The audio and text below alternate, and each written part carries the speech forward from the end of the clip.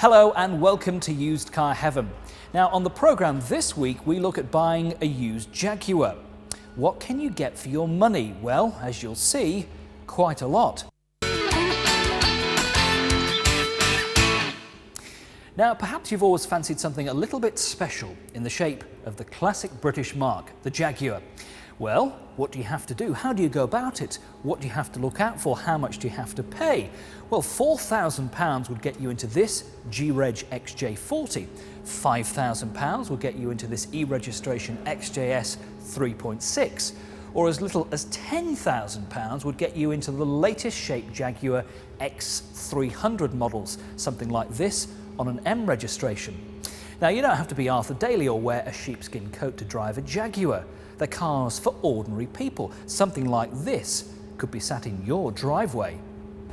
Charles, somebody looking around for a used Jaguar, what sort of age of car do you think they should aim for? Trouble-free motoring, H onwards. Still be careful. Make sure the car's got service history. Make sure there's no corrosion on it. You will know, if you do that, you won't have any problem with the car. But just make sure that you've got service history. Most important thing. What's the reason for H onwards? What was the sort of change there? Basically, when Ford got their act together, you know, they took over in '89, they started to get it right, changed everything. Like this is an early one, this is not a Ford car, it's a Jaguar car. The 3.6 engine changed to 4 litre, the electronics changed, the suspension changed, steering changed, everything changed in the car, even down to little things like door handles, they all changed. Now, when you get to H, you've still got, basically the early ones, you've got corrosion problems with them. But when you get past that, it disappears. When you get to 93, you've got total, utter, trouble-free motoring. So what are the main points around something like this that you would ideally look for? First of all, basically subframe. Be very careful. Driving front subframe on it, they can corrode like hell. Front leading edge of the bonnet, the boot lid. And if you look at an older Jag, you'll understand what I'm talking about. You can find that the boot lid's totally just put your finger through some of them. Gone, you know. Make sure all the electronics on the dashboard are working. Make sure the ABS lights go out when they should go out. Make sure your oil pressure goes up. But little cautionary note with oil pressure on the car, it's not the engine, it'll be the oil switch. The engines are bulletproof. So, I mean, an engine like this is good for how many miles? Oh, service it regularly, it'll last forever. Literally last forever. I think the record for the engine is something like 560,000 without the head coming off. So in this particular style of Jaguar, you can have the normal cars, then you can get into the Sovereigns and the Daimlers as well. XJ6, that comes with cloth seats. The Sovereign's got all the toys, as we call them in the trade. It's got the air conditioning, the cruise control, it's got electric seats, leather, alloys, they're all standard. But on a normal XJ6, that's not. All you get is electric windows, central locking, trip computer, electric mirrors. The rest you have to pay for. I mean, the majority of Jaguars do come through with the leather and the air conditioning, the majority of them, but the rest is all extra. What about prices? What again should you aim to pay to get into a good used car? 7,000 will get you a very, very good one. But something like this is only 4,000. Well, this is 4,000, but this is a very good early example of a 3.6. So there are good examples. Oh, yes. Before Ford took over. Oh God, yes. If you look around hard enough, you can find them. As I say, cautionary note: be careful. Make sure it's got the history. If it's got the history, everything will be working on the car, the lot. You know, and the body will be right on it. But just make sure it's got a body. So just imagine some 10 years or so ago when this car was new, it would have cost the prospective owner then over £30,000. This is a 3.6 Sovereign, and of course it's got all the toys on it. Leather, air conditioning, the wood trim. Under the bonnet, that 3.6 litre 6-cylinder engine, 221 brake horsepower. There were also on the early cars a 2.9 option, which if anything is probably slightly underpowered, producing only 165 brake horsepower. And then soon after this car, well, Jaguar decided to change the engines and went for a 3.2 and a 4 litre lineup. You can also look for special edition models like the 3.2S or the Gold or the XJR or that later model, the 6 litre V12, which is just an absolute stormer. So this 3.6 Sovereign would cost you now, with some 87,000 miles on the clock, just £4,000. when you look at what else you can buy for £4,000, I don't know, 5-year-old Ford Fiesta. I mean, is there any comparison, really? So how do these cars actually drive? Well, actually surprisingly well. It's a car you can throw about a bit. I mean, they're more of a cruising car. Sit all day on the motorway at, 90 miles an hour. Fantastic for doing that. But you can have a bit of fun opening it up on the country lanes with the unique Jaguar J-Gate gear shift and just have a blast.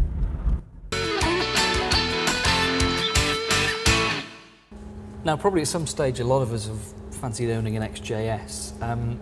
Is it a wise move? Well, I'm afraid you're talking to someone who's slightly biased on the subject. I've never liked the car even when it first came out. When you consider what it replaced, the E-Type, and to me this is designed by committee. I mean, it's been around a long time, since what, the early 70s, wasn't it? Very, very popular car. Very popular. You've got to be very careful with the early ones. Extremely careful, because they can corrode round you. And of course, the V12, when you consider how long it changes, it costs to change into a new set of plugs. It's 4 hours for an experienced mechanic to replace them. Is it because they're difficult to get at? Very. If this was a V12, I could show you why. But this is the 3.6. This is the better one. This is the more usable car. It has the fuel consumption of the saloons, but it has what we call the pose value of the boy racer. So inside, I mean, you're cossetly with all the wood and the leather and all the rest it's a of it. Jaguar inside. There's no doubt about that. It's got the comfort of a Jaguar. It drives like a Jaguar. But it's the only car I know which is so big that you can't get 4 people in. I mean, it's got 2 seats in the back, but you'd have to be, a contortionist to sit in them. It doesn't appeal to me in the least. I'm a saloon man, through and through. So again, if you go for an XJS, you can again look for something a bit newer. If they want trouble-free motoring out of them, they go from H onwards. Because the H Reg are all unleaded, every one of them, where the early ones weren't. I mean, this is a leaded car. This one's not a problem. It's only a timing change where you can change it to unleaded. The V12 is a major job. Where are the bad spots around the car? The worst spot is the boot on one of these, but you've really got to be careful with one of these. Lift the carpet up, make sure there's no corrosion underneath, because the front leading edge there can disappear on you very quickly, and it can look good when you first look at it, but push on it. Get underneath and have a look underneath. You then look underneath the bonnet.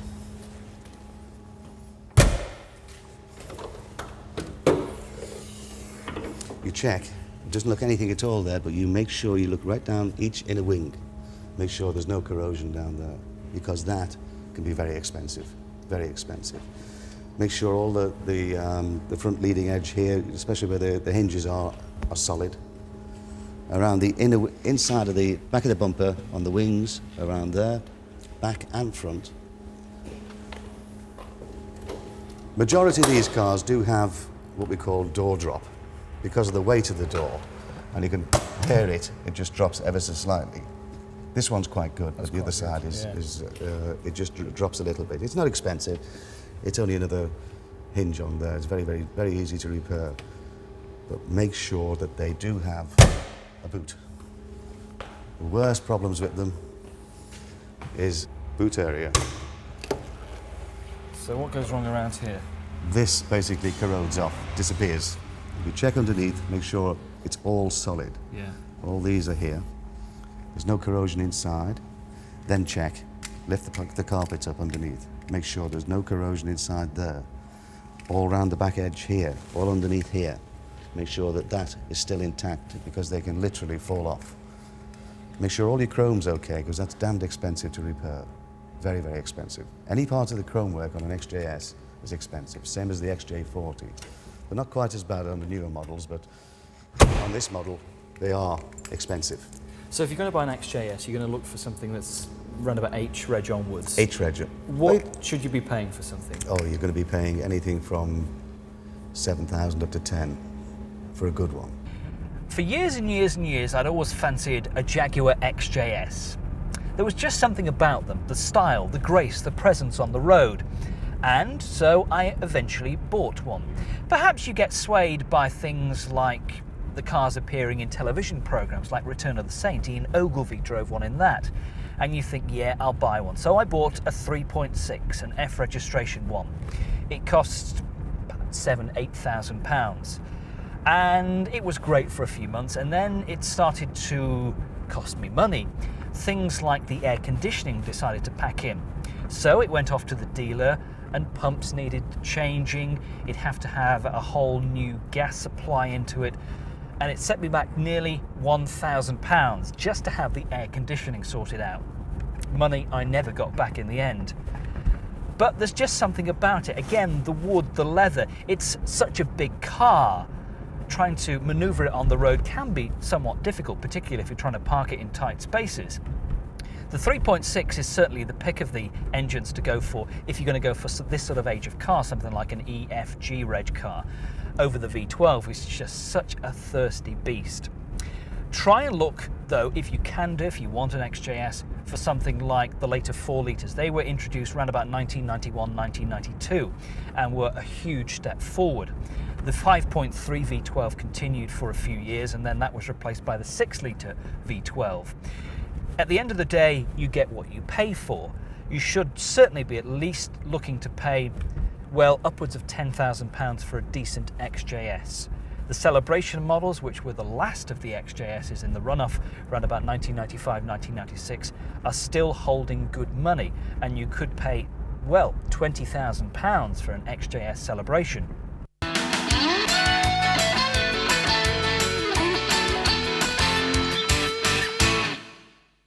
And finally, we come on to the most recent Jaguar. Let's call it the X300, wasn't it? Introduced in September 1994. It's a lot of car for the money. I mean, you can get into these sort of cars for the price of a new Mondeo, a new Ford Focus or something like that. This is, what, £14,000? That's correct. This has done 69,000 miles. What else can you get on the road for that? This is why people buy them and put the private plate on, because nobody knows what year they are. They've got a new Jaguar as far as everybody's concerned. They are absolutely superb. They're the only car I've ever sold in my life that had never, ever come back. So no problems at all that you've encountered? None whatsoever. No matter what mileage is on. Keep it well serviced. Correct. And you'll be all right. Service history, as I've said to you before, is the criteria. You must have service history with them. If it hasn't, leave it. Easiest thing. There's plenty of them out there to look for, aren't there? You just take a look around the showroom. We've got them from £2,995 right up to £18,000. What were the main differences between the old XJ40 and the X300 model? Corrosion. That's the most important difference with them. They are totally, as I say, keep saying to you, they're bulletproof. They're the best luxury car that I know of, bar none. That includes all the other so-called luxury cars. This is the one. What sort of people tend to come into your place and buy these sort of cars? I mean, what are they tending to come out of to go into a Jaguar like this? A hell of a lot of Jaguars. A lot of people like Jaguars, yes. And they keep once changing. You've had one, once the Jaguar has bit you, you've had it. You can't drive anything else after one. They are absolutely superb to drive. But we're getting a lot more younger people in them now. This model, I don't know what it is about it, whether the shape of it or what, is now considered a younger man's car. This is why they brought the 3.2 Sport out and the XJR. You know, there's a lot more younger people buying them now. And when I'm saying younger, I'm talking 25 onwards, you know, whereas it used to be the 45, 55-year-old man that used to drive them. It's not the case nowadays. So what's the cheapest that you could get into something like an X300?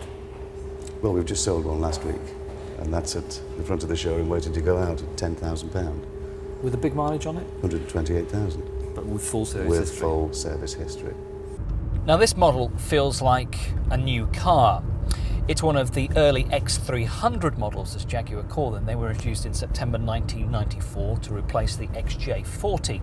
And again, such a huge leap forward for the Jaguar marque. This is just beautiful. It's got all the toys on it, air conditioning, leather seats, all the wood that you expect in a Jaguar. It's done only 69,000 miles. It's got a full history, yet it costs just £14,000. When you think what else you can buy for £14,000 in the car market, well, I suppose you could buy a new Ford Focus, a new Vauxhall Vectra. But what would you rather be seen in? One of those or a Jaguar XJ6? Now, when these X300 models were introduced in 1994, they started out life as 3.2 and 4 litre 6-cylinder engines. This 3.2 produces about 221 brake horsepower, but then in 1997, Jaguar changed the 3.2 and 4 litres to V8 engines, which are just superb.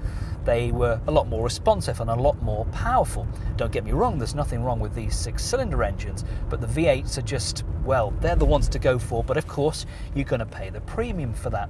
Like any of these cars, check round it, make sure everything electric works, the air conditioning blows out lots and lots of cold air. That's what you want on something like this. Now, of course, if you want a high performer Jaguar saloon, then the car to go for is the XJR. You can find the early 6-cylinder XJRs at quite reasonable money, certainly in the late teens, and with over 320 brake horsepower under the bonnet, they really are a storming car. The later V8 XJRs have 370 brake horsepower under the bonnet and are just amazing to drive. It's like a sports car, but with all the room of a large luxury saloon.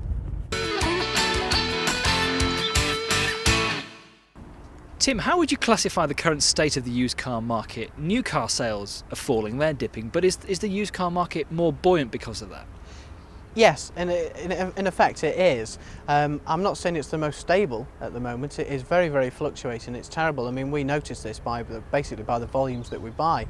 One week they can be worth X, and the next day they can be worth like £200 or £300 at the moment. We're actively doing price changes out there just to basically keep our stance in the market, because we sell predominantly on price and we do work for low profit, which in turn is actually forcing the dealers down to do the same thing, because they've got to be seen to be competitive. But it's not very stable at the moment, in all fairness. We trade very heavily on the fact of our reputation and choice, which is good for us. When a dealer's got selected vehicles, if they can't service the needs of the customers, they will go elsewhere, which means them coming to places like this. What are the big sellers in the used car market at the moment? What are people really buying and going for? The cars that are selling in the used car market, truthfully, is under £10,000. A lot of the heavy stuff, which we call like the bigger stuff, people are getting very touchy about that. Reason being is that they can look at that and think, right, there's speculation like Vauxhall now have just taken £1,000 off their cars last week if you buy them off the internet. Now that's across the range. Now if they see that they can get £1,000 off say a Vectra or a Corsa, what can they get off an Omega or something of that ilk? So they think that on a grander scale they'll get more off basically the dearer car. I can't see that happening really. I think that basically they'll just take that one price and take it away. What about the top end of the market, the real prestige marques? I mean, Aston Martins, Porsches, Jaguars. How are they holding up at the moment, and are people still continuing to buy them?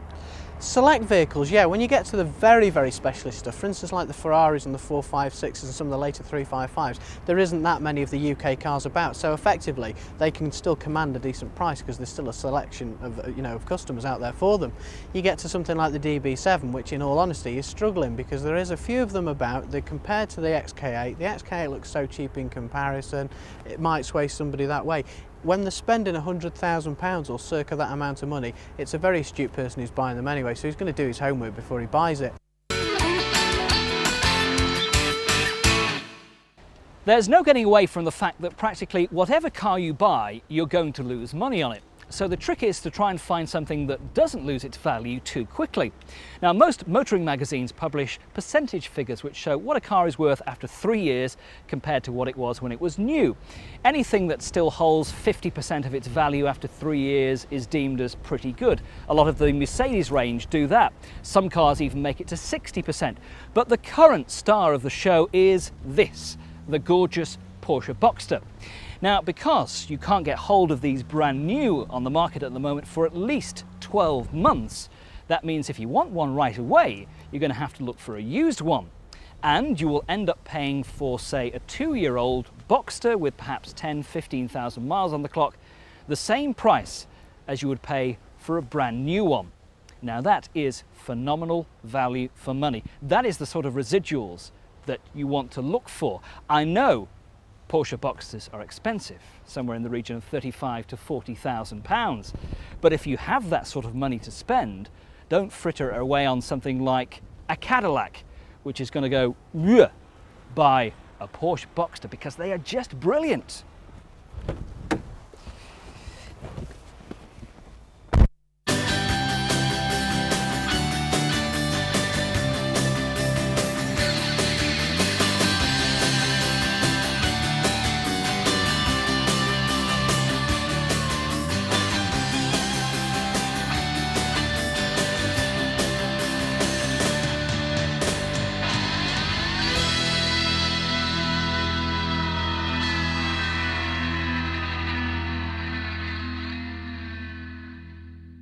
Now, I'm not quite sure how my wife's going to take this, but I'm afraid I have fallen in love again. I've fallen in love with something that's red, that has black leather, crested sports seats, grey oval dials, 18-inch alloy wheels, and a 2.5 litre Boxster engine.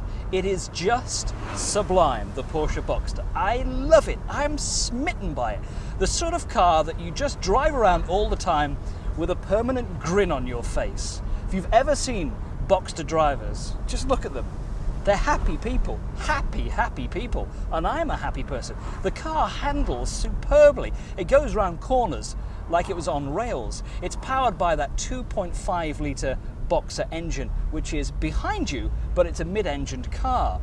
It produces some 200 or so brake horsepower from that 2.5 engine. 0 to 60 comes up in just over 6 seconds, top speed of 150 miles an hour. It is just so sweet. Now, if you want to buy a used one, as we were talking about, you have to pay pretty much list price for a 2-year-old used model.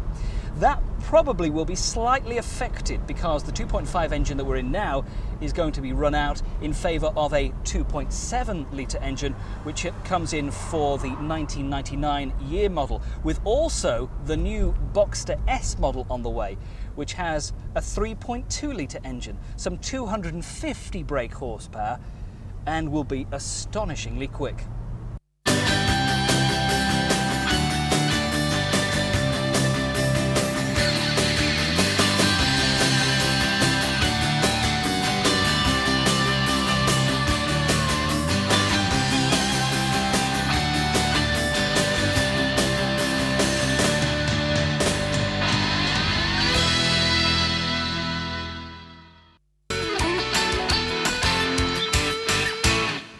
Well, that's it for this week's Used Car Heaven, and indeed this series of Used Car Heaven. I hope we've given you some good ideas, from the likes of a Ford Mondeo through a Porsche, an MG, a Rolls-Royce, Bentleys and Jaguars.